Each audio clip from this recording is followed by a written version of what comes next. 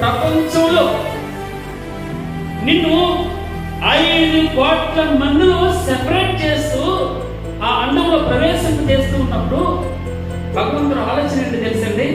ప్రపంచంలో నీలాంటి మనుషుడు ఎవడు లేకుండా ఒక్కడిగా చేస్తారు భగవంతుడు. ఎక్కడైనా మీరు చూడండి, దేవుని యొక్క అద్భుతం మనం ఆలోచించగలిగితే నువ్వు ఆరాధించడం చేయడానికి ఈ ఒక్క మాట చాలు, మనస్ఫూర్తిగా స్థుతించడానికి. నీ వేలుముద్రలు సెపరేట్గా ఉంటాయి. ఎవరికి ఉండవు ప్రపంచంలో. చచ్చిపోయిన వాళ్ళు కానీ పుట్టబోయే వాళ్ళు కానీ ఎవరెవరితో కంపేర్ చేయండి. ఇది సెపరేట్గా దేవుడు ఆయన సృష్టిలో గొప్పతనం ఉంటుంది.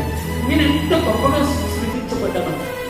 ఆ దేవుడు నన్ను ఇంత సెపరేట్గా ఆయన ఆసక్తి నన్ను ఈరోజు ఎలా ఆయన ఆసక్తి నాకు నీకు జన్మనిచ్చింది.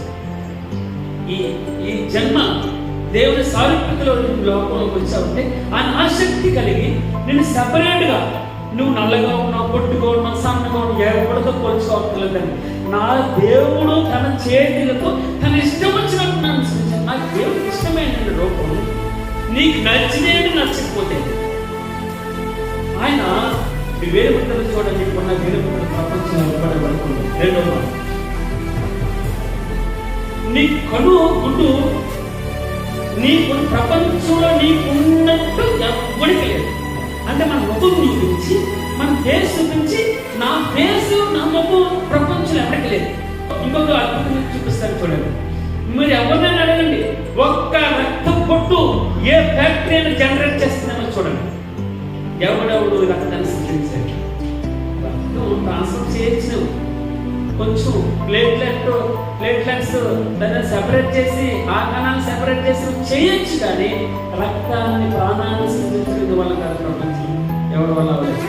అలాగే 1 లీటర్ రక్తం సృష్టించాలంటే నా తల్లి గర్భమందు నన్ను నిర్మించిన వాడు, నిర్మాణం ఉండేది.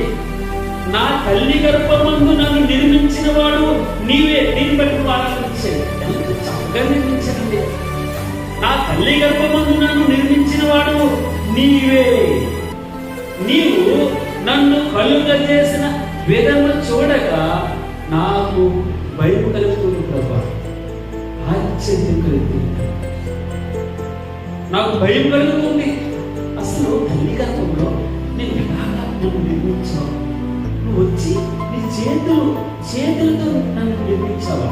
నిర్మించిన చేతులతో నిర్మిస్తారు కదండి. ఇది నిర్మించా గోడ